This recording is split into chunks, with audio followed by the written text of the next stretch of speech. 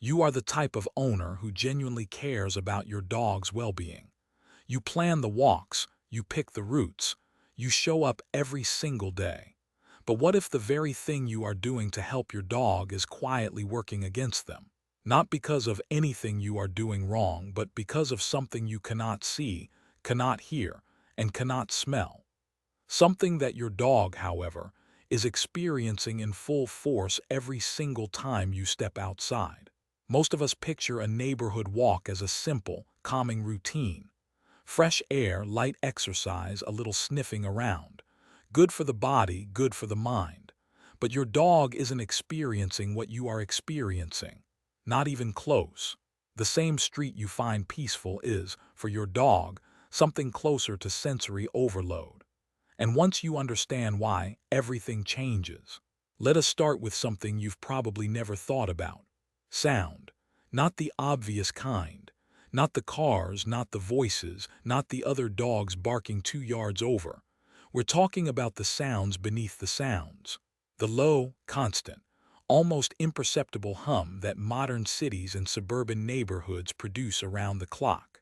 High-density areas, places with apartment blocks, commercial strips, underground transit lines, and industrial HVAC systems are constantly generating what researchers call infrasound and low-frequency noise. These are sound waves that fall at or below the threshold of human hearing. You do not notice them. You've tuned them out so completely that your nervous system doesn't even register them as a threat anymore. Your dog has not tuned them out. A dog's hearing range extends far beyond ours, both at the high end and the low end of the frequency spectrum. When your dog walks past a building with a large rooftop HVAC unit, or along a street that runs above a subway corridor, they are absorbing a constant pressure of low-frequency vibration. It doesn't sound like anything to you. To your dog, it registers as a persistent, sourceless threat. Something is rumbling nearby, but there's no animal, no storm, no identifiable cause. That ambiguity is exactly what triggers a state of hypervigilance. Hypervigilance is not the same as alertness. Alertness is healthy. Alertness is a dog picking up on a new smell and cocking their head. Hypervigilance is a nervous system stuck in a threat detection loop with no off switch. The dog is scanning, bracing, waiting. And because the source of the discomfort is invisible and unresolvable, that loop doesn't end when the walk ends. It lingers. It accumulates.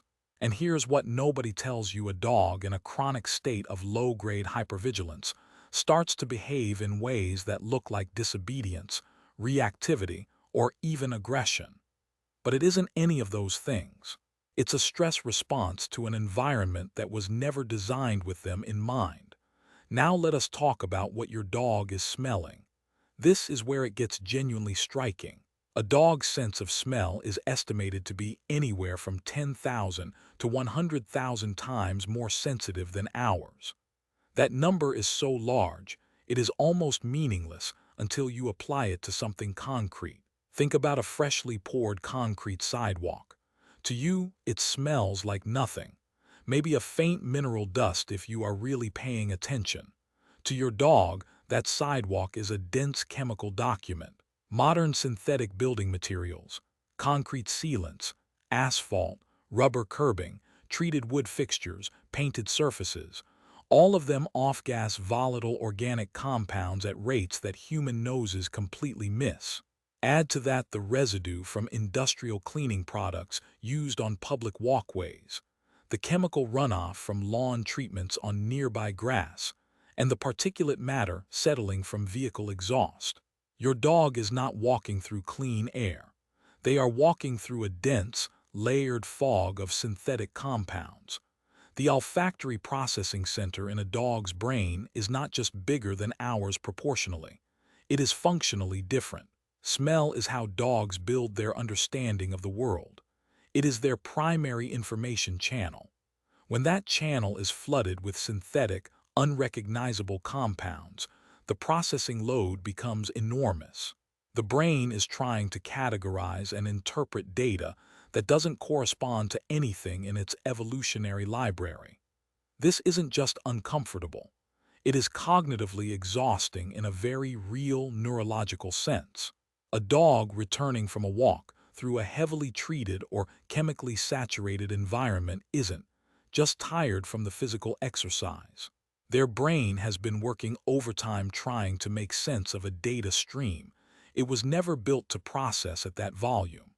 And then there is the territorial layer on top of all of that. What you see when you look down at a sidewalk is a flat, neutral, anonymous surface. What your dog reads is a message board. Every dog that has walked that path in the last several hours, in some cases the last several days, has left behind scent markers.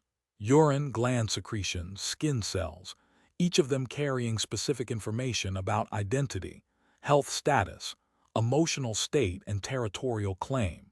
For a well-socialized dog with a calm baseline, processing this information is engaging and even enjoyable.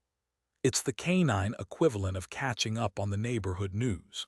But for a dog that is already operating under the pressure of low-frequency noise stress and olfactory overload, those territorial signals do not read as neutral information. They read as warnings, challenges, provocations. The context in which information is received changes its meaning entirely.